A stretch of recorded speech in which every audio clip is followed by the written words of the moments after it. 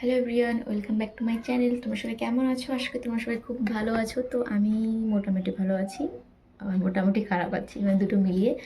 তো আজকে হচ্ছে পুজো হবে, তোমাদের আগের ব্লগে বলেইছি বাবার বাড়ির ওখানটা পুজো হবে রামের, কিন্তু যেতে পারলাম না, শরীরটা একটু খারাপ এর জন্য। আর এখন বাজে হচ্ছে 4:30টার মতো। সোনুকে হচ্ছে বাবা এসে নিয়ে গেছে, যেহেতু ওর পড়া আছে, পরে দেখি কে নিয়ে আসে। আমি আজকাল যাবো না। আর এই দেখো, শরীরটা একটু খারাপ বলে মাথায় একদম তেল দিয়েছি, চুল টুল বেঁধে একদম ফিটফাট।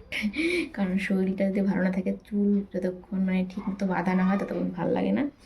তো এখন একটু কাজ আছে। সেদিন যে মার্কেট গিয়েছিলাম মায়ের সঙ্গে, কেনাকাটা করি, সেগুলো একটাও সেলাই করতে পারিনি, কারণ আমার মেশিনটা খারাপ হয়ে গেছিলো। সোনু কী বা করেছিল, তো সেটা 1 সপ্তাহ লাগলো, মানে কাকু ঠিক করে দিল 1 সপ্তাহ ধরে, মানে একটু একটু কাজ করেছে, ঠিক করে দিয়েছে। কী কী হয়েছিল বা, তো যেহেতু আজকে ওই বাড়িতে যাইনি, তো এখন হচ্ছে সেগুলো সেলাই করব।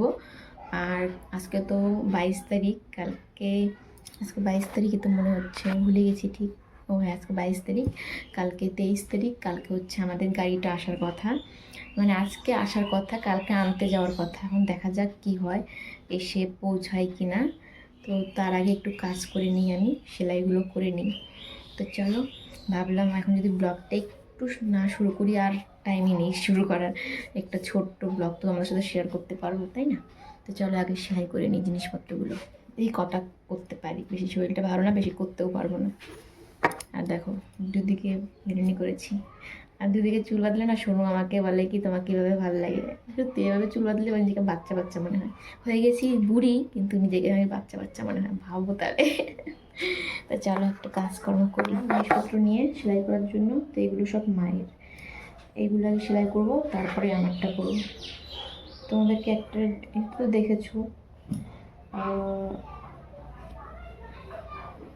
বাপরে, ব্যাগটাই ছিঁড়ে গেছে।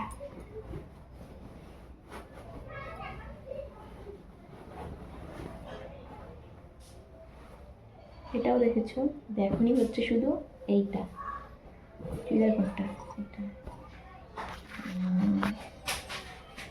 এটা দেখো না, এই যে দেখো।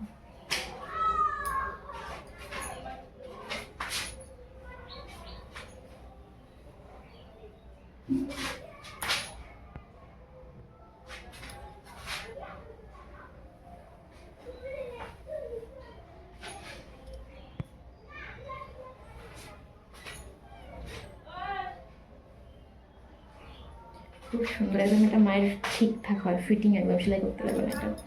তবু একটা সেলাই দিতে লাগবে। তো চলো সেলাই দিয়ে দিই। এখন বাজে হচ্ছে রাত 8টা। সেই যে বিকেল 4টা কি 4:30টার দিকে আমি বসেছিলাম সেলাই করতে, আর এইমাত্র সব কিছু সেলাই করা হলো। মায়ের জিনিসের সঙ্গে সঙ্গে আমার জামা কাপড়গুলো সেলাই করলাম, তারপরে আমার একটা শাড়ি, যেতে ফলস ছিল না বলে খুব অসুবিধা হতো, সেটা লাগালাম। আর এতক্ষণে সব কাজ শেষ করে শান্তি লাগছে। আর এদিকে হচ্ছে সোনুকে নিয়ে এসেছিল হচ্ছে মা, তো মায়ের জিনিসগুলো সেলাই করে দিলাম, মা নিয়ে গেল। আর সোনু আসার পরের থেকেই কি বলছে জানো?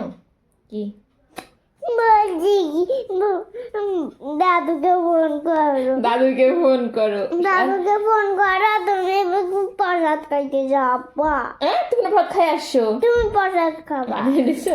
আর শোনো, কিন্তু ওই যে যেখানে পুজো হয়েছিল রামের, সেখান থেকে প্রসাদ খেয়ে এসেছি জানো। আমি খিচুড়ি খেতে পারি না মা, আমার পেট গন্ডগোল হয়। না না, মানে এই একটু আগে আসলো, এখনই ওর যাওয়ার তাল উঠে গেছে আবার। চলো এখন আমি হোমওয়ার্ক করো, চলো চলো। এরা শোনো, সোয়েটার আমার সোয়েটার দেখো একই কালার, সেম সেম। শোনো না, কেমন করে কান্না করে বলতো, ছোট বাচ্চার মতো। সেই পাজি শোনো, জানো তোমরা, দেখে মনে হয় শোনো কত ভালো, কিন্তু সেই দুষ্টু। ছোট দেখো, একদম ছোট বাচ্চা যেমন উঙা করে,